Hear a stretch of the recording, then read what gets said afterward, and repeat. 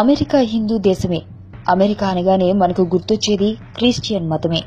కానీ ఇందుకు భిన్నంగా అనేకమైన హిందుత్వ ఆనవాళ్లు మనకు కనిపిస్తున్నాయి. హిందూ ధర్మం అనగానే మనకు గుర్తొచ్చేది ఆసియాలోని దేశాలే. అందులో ముఖ్యంగా మనకు గుర్తొచ్చేది ఉపఖండమైన హిందూస్థాన్. ఇది హిందూ పురిటి గడ్డ. భారతదేశం తర్వాత హిందూ ధర్మం ఇప్పటికీ ఉన్న దేశాలు కొన్ని ఉన్నాయి. కానీ కొందరు అంటారు ఆ దేశాలకు హిందుత్వం వ్యాప్తి చెందదని. అది కానే కాదు. ఎందుకంటే ఒకప్పుడు అదంతా ఈ అఖండ భారత తల్లి ఒడి నుండి ముక్కలైపోయిన దేశాలు.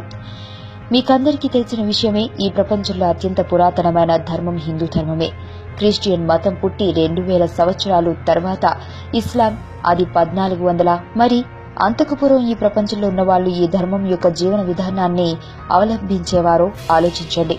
వారంతా పంచభూతాలను పూజించేవారు. పైన మనం పెట్టిన పోస్ట్ యొక్క హెడ్డింగ్ వివరాలకి వస్తే, అమెరికాలో ఓరగాన్ అనే ప్రదేశంలో ఎండిపోయిన ఒక చెరువు ఉంది. అందులో నమ్మలేని ఒక అద్భుతమైన స్త్రీ యంత్రాన్ని గుర్తించారు. స్త్రీ యంత్రం మిస్టరీ. యుఎస్ఏలోని ఆర్గన్ ప్రాంతంలో ఎండిపోయిన ఒక చెరువు ఉండే ప్రాంతంలో కనుగొనబడిన స్త్రీ యంత్రం ఇది.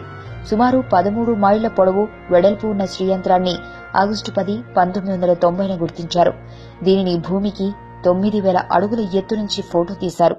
ఒక్కో గీత 10 అంగుళాల వెడల్పు, 3 అంగుళాల లోతు ఉంది. ఒక స్త్రీ యంత్రాన్ని కాగితంపై గీయాలంటేనే ఎన్నో పరికరాలు అవసరం. చాలా సమయంతో కూడుకున్న పని.